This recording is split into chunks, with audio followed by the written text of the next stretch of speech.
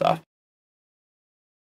The moshing, the violence that some people think takes place at shows, that's total crap. You guys are wrong.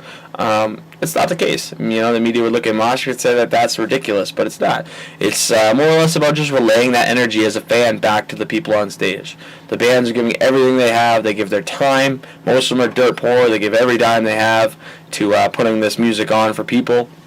And as a fan, it's just a good way to reciprocate. So when people call it moshing or violent audience tendencies, it's not the case. Slam dancing, that's one too.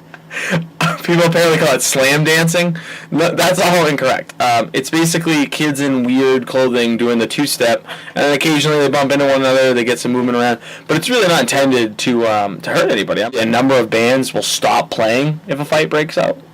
In the middle of their set, in the middle of a song, if they see a fight breaking out in the crowd, they don't want that. That's not what they're there, and that's not what they're trying to support. So they'll stop. Shit him. This is a pen with a little guy on it, and he likes metal. And this is a little guy, and he likes metal. So there's a foundation called To Write Love on Her Arms, which everybody should check out.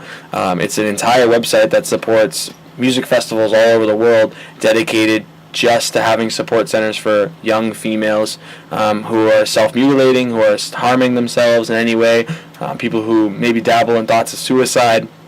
It's an entire foundation completely endorsed by alternative music towards helping people out, towards realizing that there are kids out there who struggle with self-image and struggle with self-confidence and that maybe consider harming themselves or are depressed, and the music scene's conscious of that. They know that, so there are support ways, and there's ways that bands positively affect their fans. You're in my bedroom right now. This is Vanna. It's probably one of my favorite bands. I have a signed ticket from one of the concerts that I went to, so not many people have the ability to say that one of their favorite bands they got some signed swag from. Pictures and met him in line.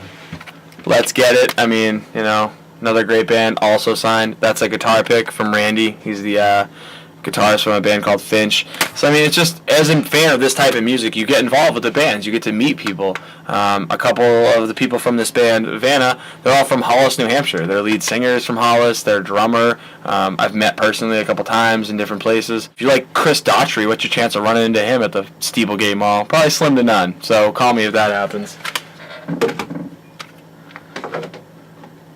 I also, in my room, have a giant picture of Eeyore that my friend's sister drew for me. So, just for the record, I would like everybody to see that.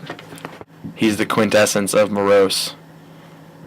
The quintessence of morose is Eeyore. Oh, snap. You see that shit up there? It's Eeyore.